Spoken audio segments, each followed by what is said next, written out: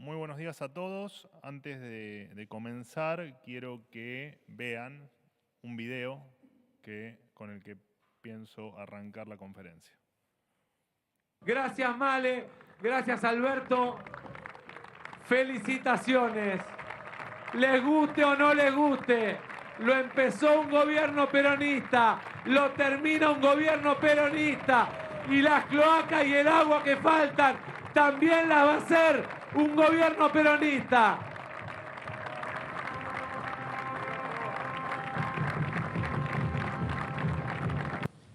Bueno, no pasó. Lo que voy a decir no es... Seguí hablando, Alberto. No ocurrió. La obra del sistema Riachuelo, una de las obras de saneamiento más importantes de la historia argentina, la terminó finalmente este gobierno. En concreto, va a mejorar el servicio de cloacas de 4,5 millones de argentinos que viven en el conurbano bonaerense y también en la Ciudad Autónoma de Buenos Aires. También habilita el inicio de una serie de obras que van a llevar cloacas a 1,5 millones de personas en Almirante Brown, en Avellaneda, en Lanús, en Lomas de Zamora, en Presidente Perón y en Quilmes. Además, esta obra va a evitar el desborde de líquidos cloacales que contaminan el río Matanza-Riachuelo. Esta obra comenzó en el año 2015 a partir de un fallo de la justicia del año 2009 que obligaba al Estado Nacional a mejorar la situación de la cuenca Riachuelo y que debía terminarse hace 4 años. Según lo que por supuesto estaba comprometido. Pero los tiempos de la política, que priorizó las fotos oficiales al avance de la obra, dilató su finalización. De esta manera, el gobierno del presidente Milei cumple con la honorable Corte Suprema de Justicia de la Nación. Tal fue el reconocimiento de este órgano, esta gestión, que en octubre del 2024 levantó la supervisión judicial directa. Una señal clara que cuando se hacen las cosas bien, la justicia finalmente lo reconoce. Esta es una administración que cumple los contratos, incluso con aquellos fraudulentos heredados de gestiones anteriores. Porque los contratos y la ley están para cumplirse y fundamentalmente porque en el medio están todos los argentinos. Durante décadas los argentinos vivimos al calor de las obras licitadas que no existieron, que solo se anunciaron o que se anunciaron y nunca se terminaron. La famosa corrupción transformadora que algunos todavía increíblemente defienden. La contraparte fue, como ya todos saben, un déficit de 15 puntos del producto, una emisión monetaria equivalente a 13 puntos del PBI y el 60% de los argentinos hundidos en la más profunda pobreza. Para mencionar algunos números, en Presidente Perón hasta ahora solo el 38% de los habitantes tiene cloacas, en Almirante Brown el 41% solo tiene cloacas y en Lomas de Zamora el 47%. Por supuesto, está de más decirlo y creo que en algún momento lo he comentado, recursos para mejorar esta situación no faltaron. Al asumir este gobierno se encontró en AISA un gasto total de la gestión anterior de 4.800 millones de dólares. 4.800 millones de dólares. Con todo este presupuesto, la empresa funcionó como una plataforma de campaña para los funcionarios de turno. Hubo 200 millones de dólares destinados a obras y el 25% de esas obras se destinaron a Tigre y Malvinas Argentinas, 2 de los municipios de donde provenía su cúpula directiva. Además se gastaron, por ejemplo, 1.300.000 dólares entre 2022 y 2023 en sponsoreo de AISA para eventos en estos municipios. Todo esto, por supuesto, en un país que cada vez se empobrecía más. En este mismo sentido, en septiembre del 2023 se compraron las famosas camionetas Renault Kangoo, que todos recordamos, que tristemente todos recordamos. En total fueron 613 camionetas que se adquirieron por 25.700.000 dólares, unos 42.000 dólares por cada camioneta, el triple de su valor real a la fecha de compra. Todo esto mientras que, por supuesto, la gente seguía sin cloacas. Por otro lado, por ejemplo, el área de comunicación de AISA destinó recursos a cuentas de redes sociales ajenas al ente estatal y mencionaba a dirigentes políticos del Frente Renovador en ellas. Que más de la mitad de los habitantes de Presidente Perón, Almirante Brown o Lomas de Zamora no tengan cloacas, no es ni más ni menos que el fiel reflejo del legado del Estado presente. Políticos millonarios y millones de argentinos viviendo con falta de servicios básicos a solo 25 kilómetros de la Casa Rosada. La filosofía del Gobierno Nacional para este tipo de obras es la que siempre hemos sostenido. Las obras de infraestructura básica tienen que hacerse, pero se van a concesionar al sector privado todo lo que sea concesionable. Porque el privado lo hace mejor, de forma más eficiente y de forma más justa, sin esquilmar a los contribuyentes a través de impuestos. En 2023, en plena campaña electoral, un ex candidato a presidente, por entonces también ministro de Economía, decía: esta obra la empezó un gobierno peronista y la va a terminar otro gobierno peronista. A este ex ministro y ex candidato se le recuerda que la única verdad es la realidad y la obra del sistema Riachuelo finalmente la terminó el gobierno del presidente Milei. En otro orden de cosas, perdón, pero hoy es larga la conferencia. En otro orden de cosas, contarles que en un decreto, a través de un decreto que se va a firmar en las próximas horas y que saldrá publicado, por supuesto, en el boletín oficial, el presidente eliminará la jornada no laborable correspondiente al Día del Empleado Público. El Estado no es un lugar en el que deba ser posible tomarse un día sabático ni gozar de cualquier otro privilegio que el trabajador del sector privado no tiene o carece, teniendo en cuenta, por supuesto, que ese día es pagado con el sueldo de cada uno de los contribuyentes de este país. Trabajar en el Estado es un servicio para atender al ciudadano que todos los días se esfuerza para llevar un plato de comida a su familia y que de manera directa o indirecta es responsable del presente y del futuro del país. Esta medida va en consonancia con la concepción del Estado que tiene este gobierno. Está para allanar el camino de libertad a los argentinos, no para entorpecerlo. La Argentina que rendía culto al estatismo y al sector público en detrimento del privado es cosa del pasado. En otro orden de cosas, contarles que se inicia un proceso obligatorio de revalidación de inscripción para los clubes de barrio y pueblo para que puedan acceder a las tarifas subsidiadas de luz y de gas. Esto se da en el marco de un proceso de quita de privilegios que está llevando adelante el Gobierno Nacional. Detrás de un nombre bien intencionado, durante muchos años los argentinos le pagaron subsidios a clubes de élite que lejos están de ser efectivamente clubes de barrio o de pueblo.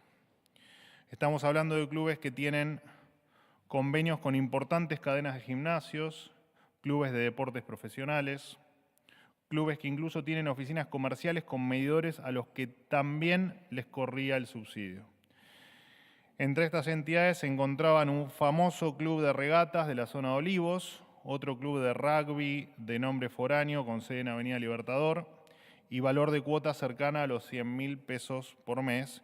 Y hasta había un club de fútbol actualmente de la segunda categoría del fútbol profesional de AFA. Por ejemplo, solo en los últimos 6 meses un club de Belgrano debía haber pagado 22 millones de pesos en servicios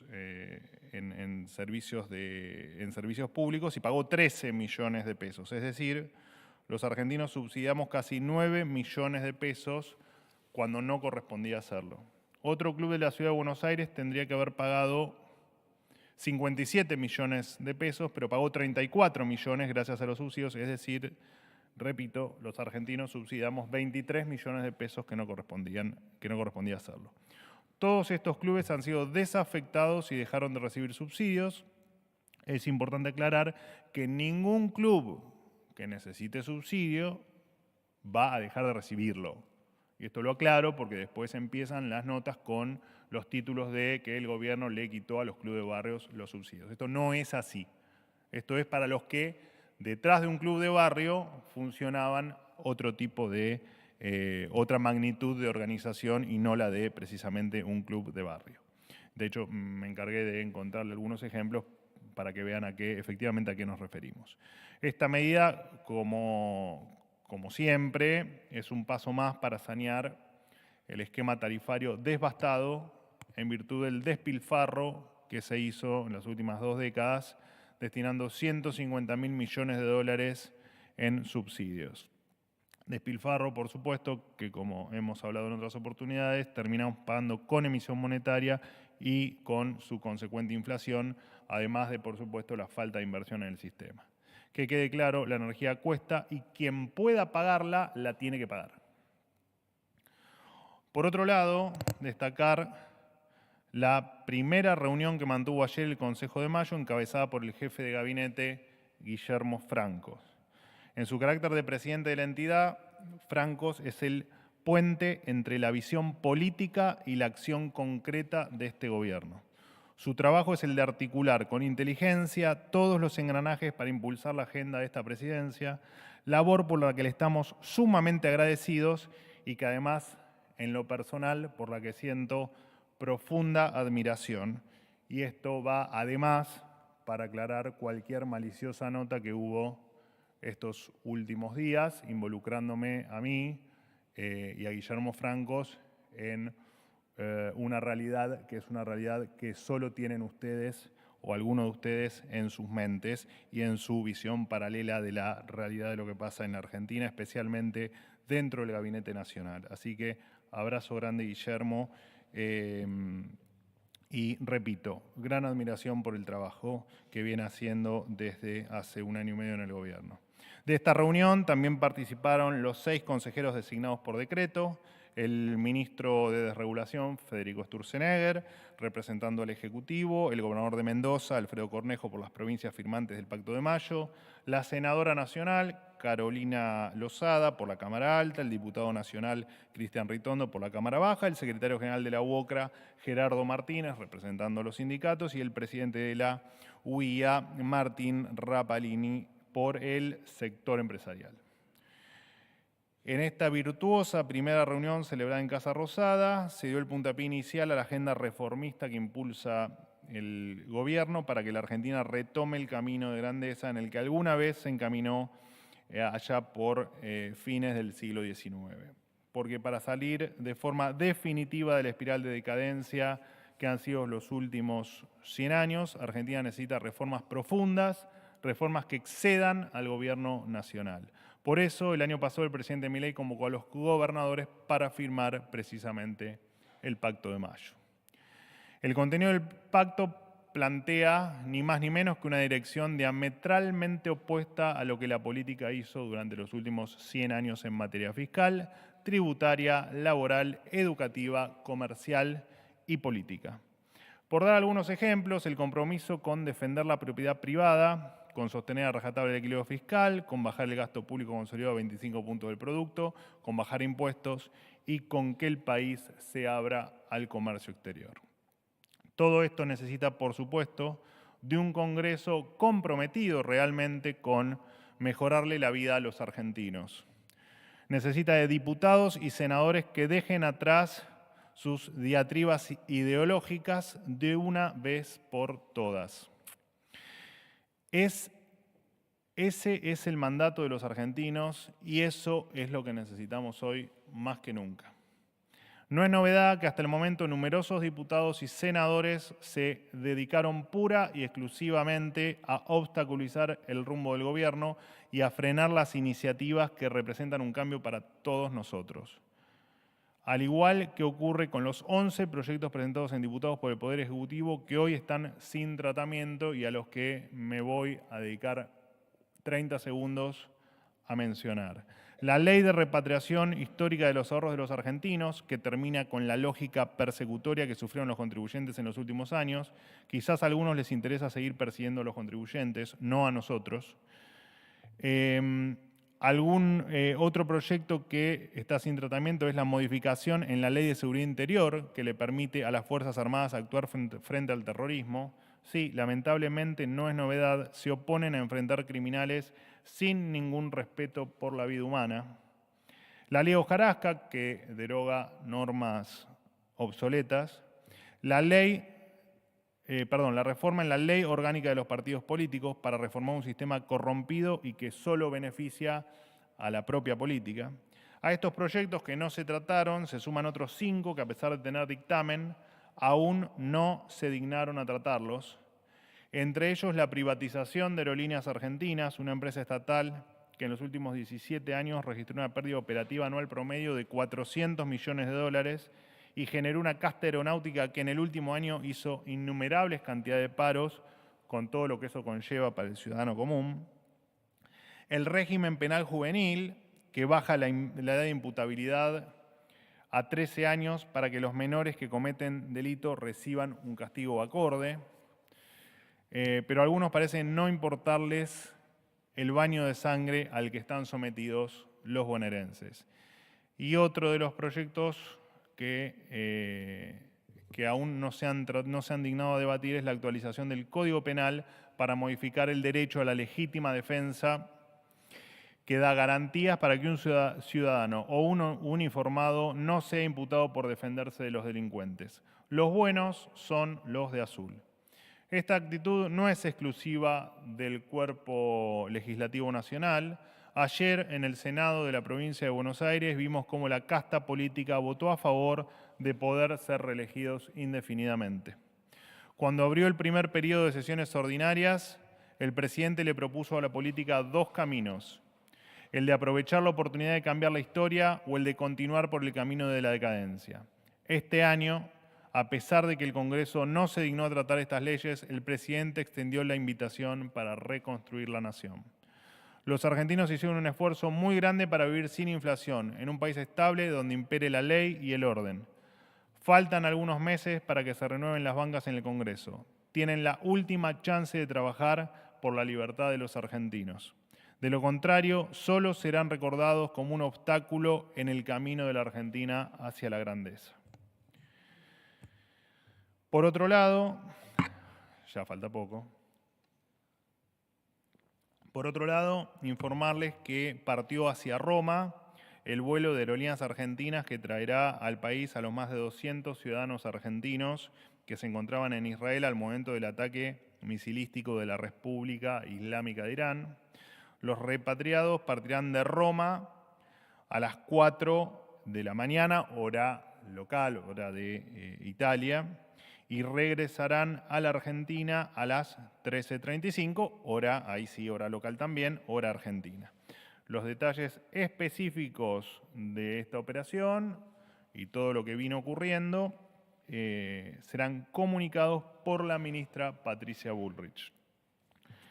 Por último, respecto a algunos videos que circulan en redes sociales, donde aparecen varios funcionarios del gobierno, personajes públicos, incluso creo que algunos de ustedes también están involucrados en esos videos. Más allá de que es evidente la falsedad de los videos, queremos aclarar que todo su contenido es falso, que ningún funcionario ni la empresa YPF tienen relación con esos videos. No sé si está acá, creo que no, uno de los periodistas afectados, pero bueno, hay mucha gente. Ahí está. Y por supuesto ya están de nuestro lado las denuncias correspondientes hechas en la justicia como corresponde. Bien, me tomo lo que queda de mi vaso de agua y los escucho. Juan Pablo Peralta, ¿qué tal? Para Concierto Litoral y la multiplataforma Fénix.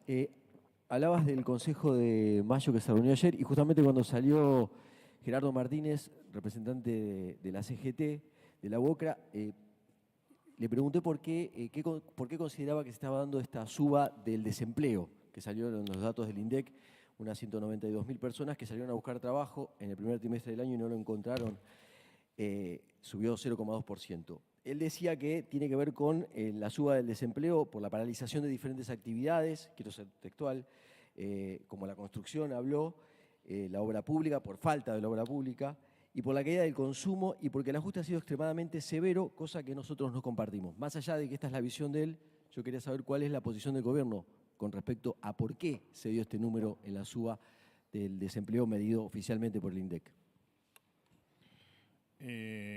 Mira, bueno, en principio siempre hay que aclarar algo cuando uno compara, y es, vos de todas maneras lo hiciste correctamente cuando lo expresaste en la pregunta, hay que comparar el mismo periodo, ¿no? Entre que se está informando. Porque si no, uno peca de leer un dato distorsionado por cuestiones estacionales.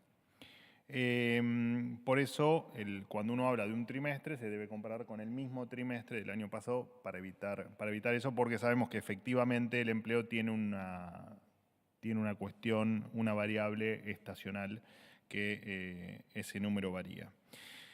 En virtud de esta introducción que te hago, si miramos la cifra del último año, Argentina hoy tiene 200.000 empleos más que el año pasado. Sin embargo, esta leve suba en el número al que haces referencia, que marcaste el 0,2%, ahí hay varios factores que explican esa suba marginal del desempleo. Entendemos que el 0,2% es una suba marginal, pero es un número que está incidido por mayor cantidad de argentinos que buscan trabajar, producto también de cuestiones salariales que hacen que ese salario rinda más. ¿Qué te quiero decir con esto? Que cuando uno habla de la tasa de participación en el mercado, que es básicamente cuánta gente está en ese mercado laboral o cuánta gente participa de ese mercado laboral, hoy está en niveles récord y representa cerca de un 48%. Entonces, cuando ese mercado es más amplio, la creación de empleos no se ve reflejada en el índice de desocupados. ¿Por qué? Porque como te sube la tasa de participación del mercado laboral, lo que te ocurre es que cuando comparás tenés más personas desocupadas porque hay más gente buscando trabajo, ¿correcto? Es una cuestión técnica, te lo simplifico de la manera más sencilla que encuentro. También aprovecho para recordarte a vos, pero no por vos, sino por tu pregunta, que durante el gobierno kirchnerista, y esto lo digo por algunos que maliciosamente salieron a explicar de una manera perversa esta suba marginal en el índice, y digo perversa porque claramente,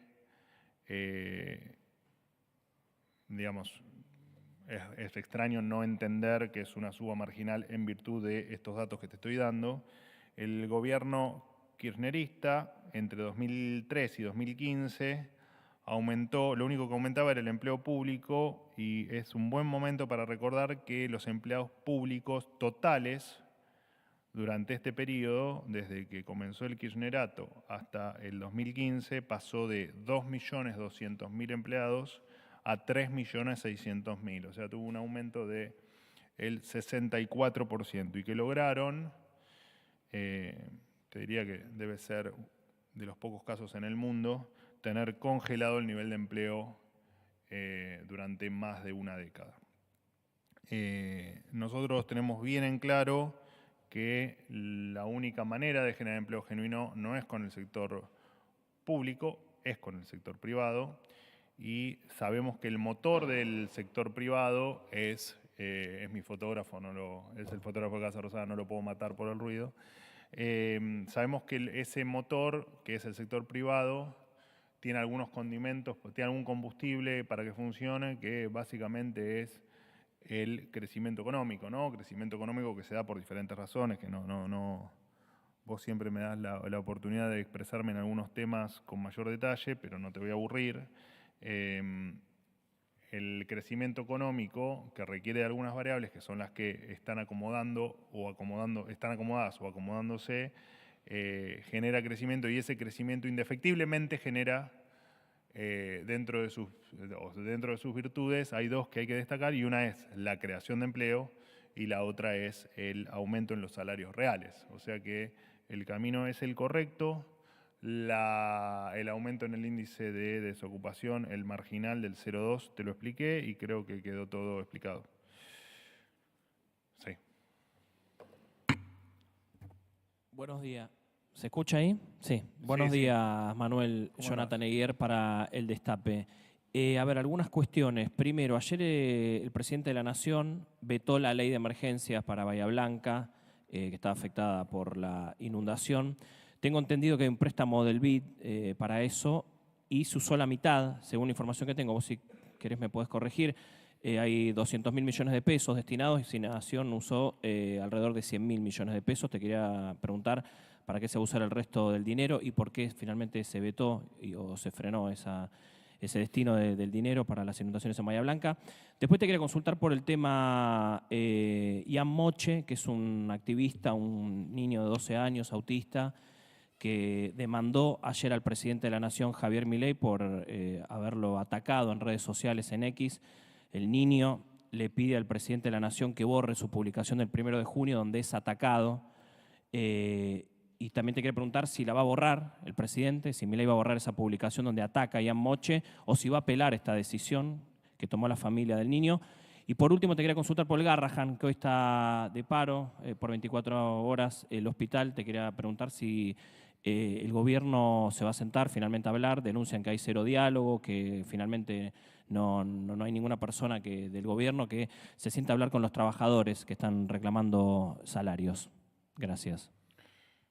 Con respecto a tu primera pregunta, te recuerdo que la ayuda era directa y era, no toda, pero casi toda era ayuda directa, porque hubo transferencias al municipio, pero la gran mayoría eran ayudas directas a la gente que lo requería. Y así fue, se procesó todo el requerimiento y no hubo requerimientos sin satisfacer. Así que, independientemente de los montos, todo lo que se solicitó se transfirió, te repito, de manera directa. Siempre cuando no hay intermediarios tenés algún cuestionamiento, no vos, digo, se cuestiona la medida. Por eso fue que quisimos precisamente hacerlo de esta manera, ¿no? Hacerlo de manera directa y no a través de intermediarios. Después, perdóname, tu última pregunta. Segundo tema fue Ian Moche y tercero Garrahan. Bueno, del Garrahan es un tema, sí, hoy algún canal puso los ñoquis a la Adorni, así que le deben haber salido espectaculares, ¿no? ¿Lo van a comer al mediodía? Bueno, agradezco tener un nombre de salsa en mi haber, además de todas las otras cuestiones. Nosotros entendemos que esto, creo que lo hemos charlado, no sé si en la última conferencia o en la anterior, entendemos que es un paro en el que unos pocos privilegiados sindicales lo que están haciendo es frenar, dificultar o entorpecer la atención en el Garrahan. Hoy justamente me estuve viendo a la mañana, primerísima hora, algunas declaraciones de algunos sindicalistas o personas que refieren cargos en los sindicatos que están en relación con el Garrahan. Y bueno, lo cierto es que hay una malicia en que nosotros, de hecho me nombraron a mí injustamente, porque me la paso aclarando que nuestro problema no es con el Garrahan, no es con los médicos, no es con los administrativos, no es con el resto del personal, sino que es con los ñoquis, es con la gente que le roba recursos a todos ellos, y es lo que estamos combatiendo en el Garrahan y en todos los rincones de la Administración Pública Nacional, y es lo que vamos a seguir haciendo. Que repito, nada tiene que ver con los médicos, con los administrativos y con todos los que ponen el lomo todos los días para que los niños que se atienden ahí cada vez estén mejor. Y además está decirte que el Consejo de Administración está abocado a avanzar en mejorar el ingreso a los que sí ponen el cuerpo todos los días en el Hospital Garrahan. Esto de decir que nosotros estamos en contra del Hospital Garrahan o que estamos en contra de los médicos o de la gente que trabaja allí es malicioso, mezquino y por sobre todo muy injusto.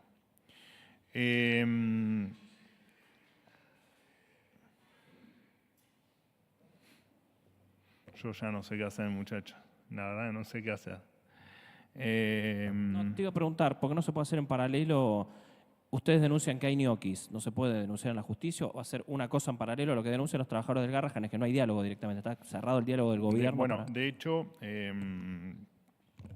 hecho, parte de este conflicto, o dentro de este conflicto, estaba la implementación del sistema biométrico para precisamente, imagínate qué problema podés tener vos, que venís a trabajar todos los días, en cumplir con el registro biométrico cada vez que entras o cada vez que salís.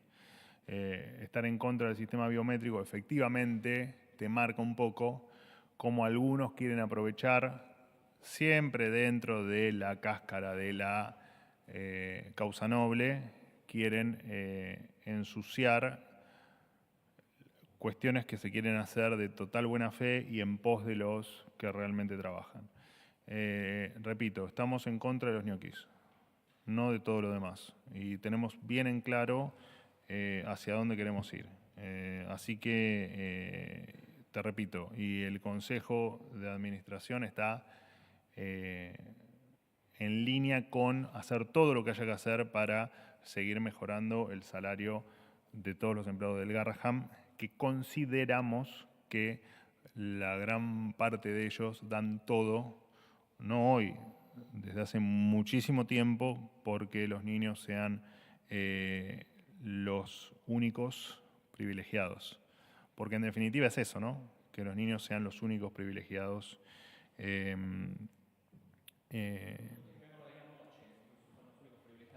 ¿Cómo se explica el ataque del presidente con respecto a esto de los niños y se va a borrar esa publicación lamentable, esto corre por mi cuenta, contra Ian Moche?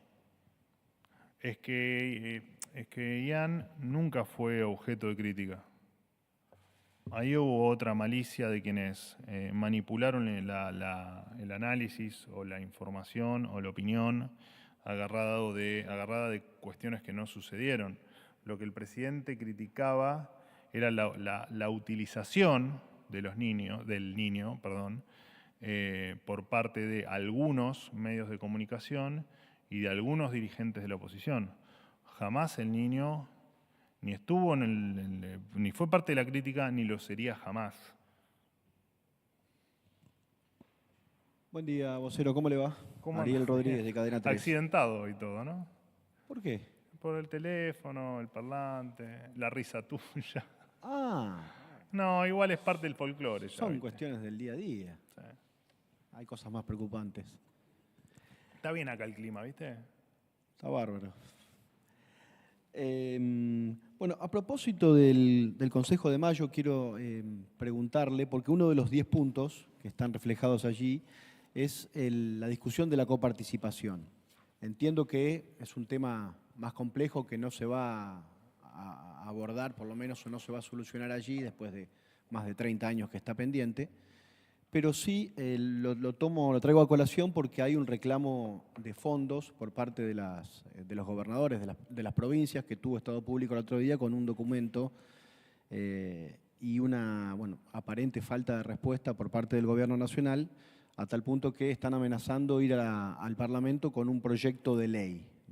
Si esto prospera, la intención del Gobierno es vetar esta iniciativa, que está clara, digamos, qué es lo que piden y cuáles son los aspectos.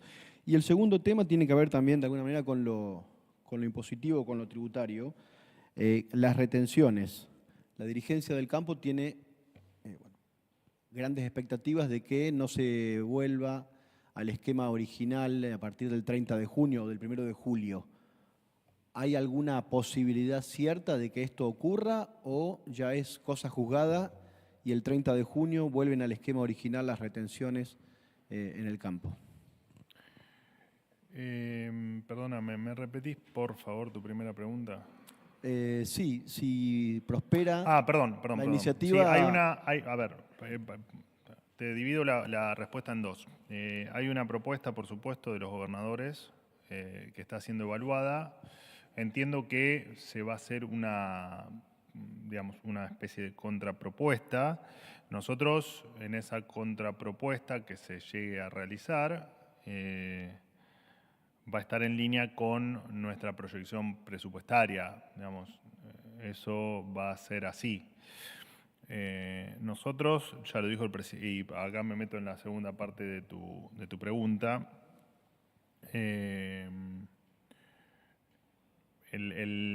digamos, el veto funciona siempre cuando o se ejecuta, el presidente toma la decisión de utilizar esa herramienta constitucional cada vez que una ley aprobada por el Congreso no cuenta con los recursos o con la explicación de las partidas de dónde va a salir ese dinero.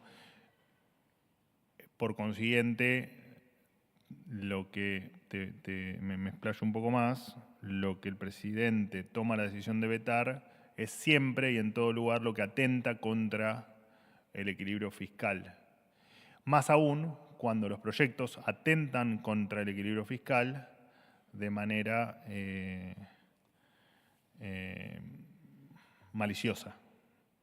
Entonces, todo proyecto que afecte, que rompa el equilibrio fiscal, va a ser vetado. En tanto y en cuanto rompa el equilibrio fiscal, será vetado. ¿Ustedes entienden que rompe el equilibrio fiscal? Todavía está en análisis. Te lo dije en la primera parte de la pregunta. Está en análisis. Se va a considerar hacer una contrapropuesta en caso de que ese análisis lleve a la necesidad de hacer una contrapropuesta, y esa contrapropuesta sí va a estar en línea con las proyecciones presupuestarias. Pero con respecto a los vetos, te contesto de manera genérica también, porque ya ha pasado y porque va a seguir pasando. Digo, todo lo que atente contra el equilibrio fiscal será indefectiblemente vetado por el presidente de la Nación. Respecto a las retenciones, el esquema nunca se modificó en realidad. Lo que se hizo fue una modificación transitoria que se había anunciado como tal, excepto para las economías regionales. Todavía no hay ninguna determinación.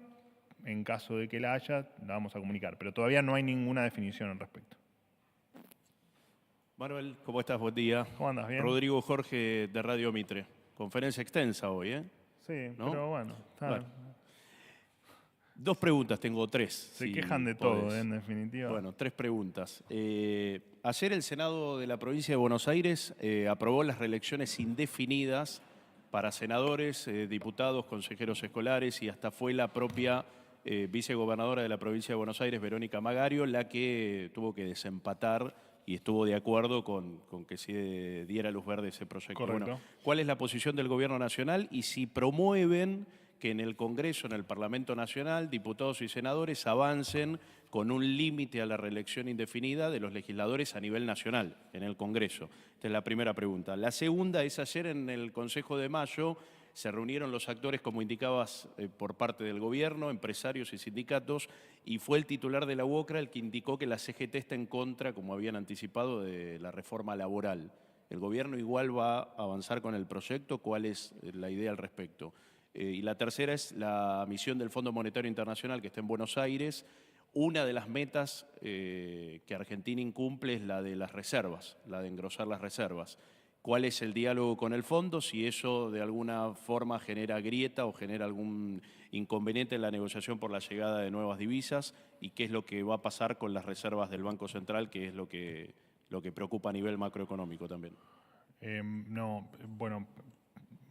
Vamos a ordenar la multiplicidad de preguntas de diferentes temas que me has hecho. Primero, el tema de la reelección indefinida para legislador de la provincia de Buenos Aires, bueno, la media sanción en realidad. A nosotros nos parece aberrante que para lo único que se junten es para gastar o para perpetuarse en el poder. Y no es ni más ni menos que para los que las tenían, una traición a las ideas de la libertad, y para quienes no las tenían, que eran la gran mayoría, con historias de pobreza y devastación en la provincia de Buenos Aires, que en lo único que estén preocupados es en la reelección indefinida. No es ni más ni menos que la muestra de lo que es la casta, ¿no? De la muestra de lo que es un grupo de personas que llegó al poder solo para producir beneficios a título personal. Así que la verdad que lo de ayer lo vivimos con mucha tristeza, con mucha bronca, con mucho repudio y con mucho asco. Dicho esto, con el futuro no podemos hacer nada, veremos en tal caso. Te referiste a cuestiones de orden nacional del mismo calibre. No puedo hablar sobre cuestiones que claramente no ocurrieron todavía. ¿Pero promueven a nivel nacional que se limiten el Congreso a las reelecciones indefinidas? ¿Lo impulsan, lo avalan? No impulsamos absolutamente nada. No impulsamos absolutamente nada, pero no hablamos de cuestiones que no ocurrieron. Pero lo verían bien que se limite a nivel nacional las reelecciones. Bueno, es por contraposición. Si te estamos diciendo que vimos como un horror que se hayan votado las reelecciones indefinidas, por supuesto que a ver, te lo hago al revés. Cualquier acto que la política haga o impulse para su propio beneficio, lo vamos a rechazar con toda la fuerza que tengamos. Perdón, repetime la otra pregunta. El Consejo de Mayo, la reforma laboral, que es el punto 8 del Pacto de Mayo, la CGT ya dijo que va a rechazar, el representante Gerardo Martínez, bueno, ¿qué va a hacer el gobierno al respecto? Y se evalúan ampliar la mesa a otros representantes de la oposición, la mesa del Consejo. No, bueno, el Consejo es el Consejo, está conformado por decreto, así que la conformación es esa, en tanto y en cuanto cambie el decreto. Nosotros tenemos una posición muy clara con respecto a las cuestiones laborales, todo el mundo sabe el diagnóstico que hacemos, todo el mundo sabe que esas reformas necesitan músculo legislativo para llevarlas adelante y también entendemos que es un camino inevitable el recorrer una reforma laboral en un país donde el 45% de la gente está en la informalidad. Así que, y creo que las reuniones cuando te sentás a dialogar, a conversar y a intercambiar ideas, más allá de las posturas individuales o de lo que uno pueda tener como preconcepto de alguna cuestión como puede ser una reforma laboral, no es ni más ni menos que empezar a avanzar en ponernos de acuerdo en que el esquema como está o como se viene dando, más allá de las modificaciones que hemos hecho, no han dado resultados, ¿no? Porque lo que habría que preguntarse es, en este debate y en este camino de seguir construyendo reformas para 2026, reformas que sigan siendo estructurales y que le sigan cambiando la vida a la gente, es, bueno, que el no cambio o la no reforma, bueno, ¿cómo eso hace entonces para solucionar todos los problemas que nos trajo la actual reglamentación o leyes laborales? Y la verdad que uno poco encuentra en los resultados que ha dado las leyes laborales. Así que creo que el camino que inició Francos como presidente, como titular del Consejo, creo que es el inicio de lo que va a terminar pasando en la Argentina, ¿no? Que es empezar a modificar cosas que le han hecho mucho daño a la Argentina. Solo yo te hablé de informalidad laboral, pero digamos, tuvo otros condimentos, otros resultados fuertes como la caída del salario real y no te olvides que cuando hablas de informalidad hablas de menos recursos a los jubilados. Entonces, cuando vos entendés que indefectiblemente la reforma laboral es lo necesario también para que los pasivos estén mejor, bueno, creo que en ese camino vamos a terminar todos de acuerdo, seguramente que sí. Pero, repito, estoy simplemente conjeturando sobre los datos que tengo y además sobre la posición que tiene el gobierno con respecto a las leyes laborales. Y me había quedado algo del fondo. La pregunta del fondo, tema reservas, que es una de las metas que se había fijado con el fondo, ¿cómo continúa el diálogo? Bueno, primero, para quien no lo saben, llegó al país una misión técnica del Fondo Monetario, encabezada por Vikas Joshi o Joshi, y empiezan, digamos, las discusiones relacionadas con la primera revisión del acuerdo. En algunos días más vamos a dar los detalles oficiales del resultado. Tema reservas, el presidente lo explicó en más de una oportunidad, en más de una entrevista. Es una meta que ha quedado cuando estás en este esquema de no intervención, no tenés manera de sumar o estás muy limitado en el tema en el resultado de la acumulación de reservas. Por lo tanto, no es un tema que no haya estado en debate antes y que no es un tema que genere ningún tipo de desacuerdo o de sorpresa o de nada, digamos. O sea, era algo que estaba completamente previsto que uno no intervenga en un mercado que efectivamente es libre y dentro de estas bandas que efectivamente entre las cuales no estamos interviniendo. Así que, pero de todas maneras me estoy adelantando a algo que indefectiblemente lo vas a tener oficialmente cuando termine la visita. Última pregunta. Hola Manuel, ¿cómo estás? Nicolás Palermo, para MDZ. Mi consulta tiene que ver con que hace unos días se conoció un registro del Departamento de Justicia de los Estados Unidos que reveló que el Estado argentino firmó un contrato a través de la CIDE con una empresa llamada Tactic Global para hacer de enlace entre la presidencia argentina y la de Estados Unidos. Esta compañía está vinculada a Leonardo Scaturice, que recientemente estuvo en los diarios porque se convirtió en el accionista mayoritario de Flybondi, pero hace unos meses lo mencionamos acá en una de estas conferencias de prensa cuando una versión periodística, que vos desmentiste, decía que un avión de su propiedad había descargado una serie de valijas que no habrían pasado por los controles habituales de la aduana. Recuerdo. En ese entonces habías dicho que el gobierno no tenía ninguna vinculación con él, salvo encuentros fortuitos en lugares como la CEPAC. Pero bueno, hecha esa introducción, mi pregunta primero es si podés ofrecernos mayores detalles sobre el vínculo entre el gobierno y este empresario, que ahora sí tendría un vínculo formal. Después saber por qué el gobierno realizó la contratación de su empresa a través de la CIDE y no a través de otra dependencia del Estado. Y por último, por qué estas tareas de enlace entre el gobierno de Argentina y el de los Estados Unidos se realiza a través de esta compañía y no a través de la Embajada Argentina. Muchas gracias. Bien, lo último es una tarea tuya conseguir la respuesta del por qué. No puedo dártela yo porque son todos temas de seguridad nacional y con respecto a toda tu primera descripción o tus primeras preguntas dentro de la pregunta también son temas de seguridad nacional. Lo único que te puedo decir es que no hay ningún tipo de irregularidad ni de cuestiones que sugirieron algunas notas, creo, no recuerdo, pero uno de los diarios más importantes creo que hizo una nota con respecto a eso. Bueno, no es así. No hay ningún tipo de irregularidad ni de nada que se haya hecho que pueda generar algún tipo de sospecha de absolutamente nada. Lamento tenerte que responder que es un tema de seguridad nacional y que no me puedo explayar más, pero lo último, averígualo, porque lo puedes encontrar fácilmente en Google.